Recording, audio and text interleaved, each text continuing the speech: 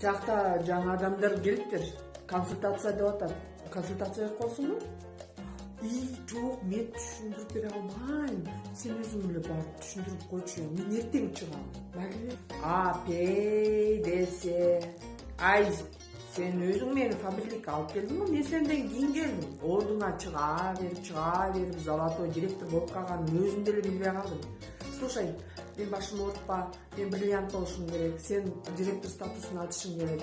Давай, иште, консультация, бар. Ничего не знаю. Мен түшүндүрүп бере албайт элем да. Келмесе де, саламатсызбы? Сизге консультация керекпи? Жок де, пожалуйста, жок де. Мага консультация берип коесуңарбы? Эмнеден баштасам экен? Фабрик кандай мүмкүнчүлүктөрдү берет, ошону айтып берейинби? Ладно, ошодон баштайын.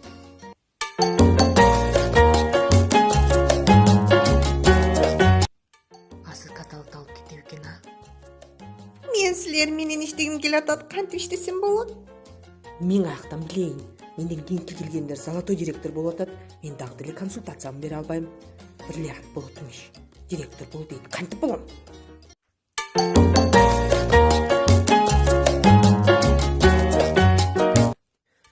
Өлдү, анын көзү балтылдап жанып атат. Бул дагы золотой директор боло турган түрү бар.